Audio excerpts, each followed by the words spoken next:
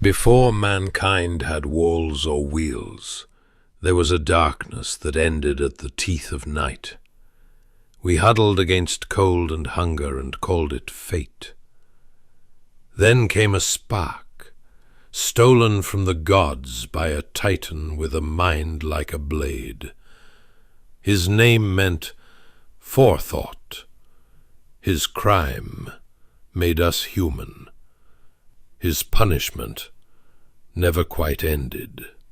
This is the story of Prometheus and the fire, how a single ember reshaped the balance between gods and mortals, and why the debt for that light was paid in pain.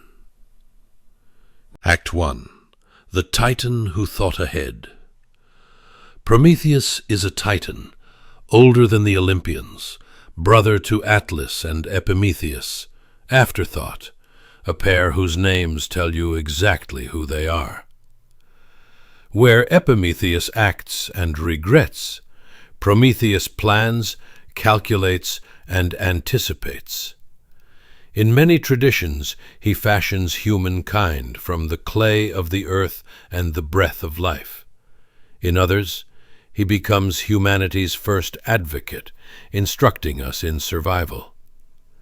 Either way, he is not strong like Zeus, nor swift like Hermes. His gift is cunning intelligence, metis, a strategic mind that sees several moves ahead. But Prometheus has a problem. Zeus, the new king of the gods, intends to keep mortals firmly beneath the thundercloud. The tension between them begins at a sacrificial feast, Mecone, where Prometheus plays a trick that will set everything else in motion. He wraps bare bones in gleaming fat and hides good meat inside a rough stomach lining, then invites Zeus to choose the best portion. When Zeus picks the shining bundle of bones, he realizes the deception, and the rules of sacrifice are fixed forever: smoke and bone for the gods, meat for humankind. The insult is cosmic. Zeus answers by withholding fire. Mortals are left in the cold. Prometheus decides that rule cannot stand. Act 2. The Night of the Theft. One night Prometheus ascends, quiet as a thought before it's spoken. He approaches the divine fire, the living, leaping essence the gods guard, and hides a living coal in the hollow of a fennel stalk. It's a perfect vessel, fibrous, tubular, easy to carry. He runs it down the mountain and into human hands, and the world changes color. Fire drives away beasts, hardens clay, tempers bronze, cooks food, and keeps death at arm's length. With fire come the Technai, the arts, skills, and crafts, from metallurgy to medicine to writing. Mortals can now plan beyond tomorrow. The distance between men and gods narrows by a hair's breadth, and that is more than Zeus will tolerate. Act 3. Zeus's Counterstroke, a beautiful punishment. Zeus answers cunning with cunning. He commands Hephaestus, the smith, to fashion the first woman, shaped from earth and adorned by the gods. Athena teaches her craft. Aphrodite pours beauty into her. Hermes slips a mind of many turns into her speech. They call her Pandora, all gifted. She isn't a person so much as a policy, a divine counterblow meant to balance the ledger after the fire. She is sent down as a gift to Epimetheus, despite Prometheus warning his brother never to accept gifts from Zeus. Epimetheus opens the door. The consequence is instant and irreversible. Pandora carries with her a jar, not a box in the earliest Greek, whose lid, once lifted, releases griefs and sicknesses that scatter like wasps across the world. What remains trapped inside when the lid is slammed shut is elpis, often translated as hope. Whether that was mercy or another trick is one of the oldest questions the myth asks. Act 4. The Chain and the Eagle. Now Zeus turns directly to Prometheus. He orders Hephaestus and the divine henchmen to chain the Titan on a remote peak, often imagined as the Caucasus, where each day a vast eagle descends to feast on his liver. Because Prometheus is immortal, the organ grows back overnight. Pain becomes a calendar. Centuries pass in an unbroken routine. Dawn, shadow, wings, beak, blood, night, and again. Prometheus endures, unbent, because he knows something Zeus doesn't want the world to hear. A secret prophecy bound up with Zeus's future and a son who could dethrone him. That knowledge is his only leverage. Act 5. What the Play Says. If you stood in an Athenian theater in the 5th century BCE and watched Aeschylus's Prometheus Bound, you'd hear the Titan denounce tyranny and defend his gift to mortals. I taught them number and letters, the harness, the keel, the healing art. The play turns the myth into an argument about power versus reason, about whether rule by fear can ever break a mind that knows it acted for the good. The drama paradoxically magnifies both Zeus's authority and Prometheus's moral stature. Fire is no longer just a tool. It is the symbol of human self-reliance, and of the suffering that such self-reliance can provoke under a jealous sky. Act 6. Another ancient version. Plato's Protagoras. A different angle comes from Plato's Protagoras. In this philosophical tale, the gods task Epimetheus and Prometheus with distributing survival traits to all living creatures. Epimetheus spends the toolkit, claws, fur, speed, on the animals. When it's humanity's turn, nothing's left.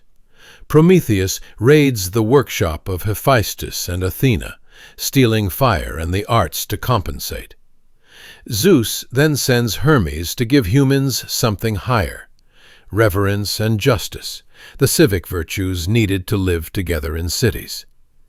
In this reading, Prometheus provides technology. Zeus completes us with moral sense. It's a sophisticated reframing. Civilization needs both technai and decay, skill and justice, or it collapses. Act 7. The Long Rescue. No torment lasts forever in myth.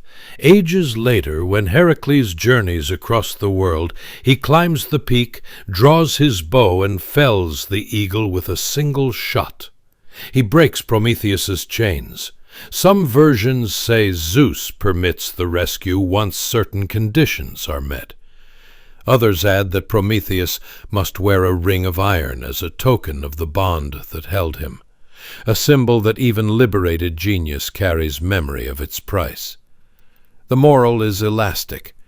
Rebellion against unjust power may finally succeed, or perhaps order and forethought must eventually make peace to sustain the world. Act 8. What Fire Meant. It is hard to overstate what that Fennel hidden ember meant. Fire unlocked cooking, which changed our bodies. It unlocked metal, which changed our tools. It unlocked light at night, which changed our minds. The Greeks bundled these leaps into the word Technai, arts and crafts. The myth understands something anthropologists would argue millennia later. A technical innovation isn't just a gadget. It reorganizes society, work, law, even myth. That's why the story insists the gift was stolen, because every leap forward is also a renegotiation of power. A world with fire is not the world Zeus created, so who gets to write the rules? Seen this way, Prometheus is a culture hero, the patron saint of the dangerous idea that knowledge belongs to everyone. Pandora reminds us knowledge has costs. Zeus, that power responds to loss with force. Heracles, that courage can convert a stalemate into a new equilibrium. The tale holds these pieces in tension and refuses to flatten them into a single moral. Act 9. Hope in the Jar. What of hope Elpis left behind in Pandora's jar? The ancient poem doesn't tell us whether hope's captivity is a mercy or a cruelty. Does hope remain as a resource inside the home, the one good thing mortals can still reach when miseries strike? Or was it trapped precisely so we never get a full measure of it, living instead on rations of optimism under divine control? The ambiguity is deliberate. Greek myth is comfortable with edges that cut two ways. The jar and the question it leaves teach us to live with contradiction, that the same fire that warms your hands can burn your house, that the same mind that frees you can chain you to consequences you cannot predict. Act 10. Prometheus through time. Artists never stopped retelling this story. On ancient vases you'll find Prometheus bound, the eagle poised, Heracles approaching with bow in hand. Sculptors set the scene on temple friezes and altar reliefs. Later ages made Prometheus a banner for science, revolution, even poetry, an emblem of defiant creativity willing to suffer for progress. Yet the oldest sources keep our feet on the ground. The Titan is both savior and offender. Zeus is both tyrant and guarantor of cosmic order. Pandora is both curse and mirror, reflecting our hunger for gifts that change us. Act 11. Why this myth still bites. Every age rediscovers Prometheus when it invents a new fire, gunpowder, electricity, nuclear fission, code. We argue about whether knowledge should be locked away, who should own its spark, and what punishments follow thefts in the name of progress. We wonder if hope is a ballast or an opiate, and somewhere in those arguments, a mind that thinks ahead stashes a bright thing in a hollow stalk and runs. Closing. The Ember and the Debt. We tell the Prometheus story not to choose sides, but to remember the bargain. Every gift carries a cost, and every cost can be redeemed by courage, foresight, and care. Keep the fire. Honor the debt. Plan ahead.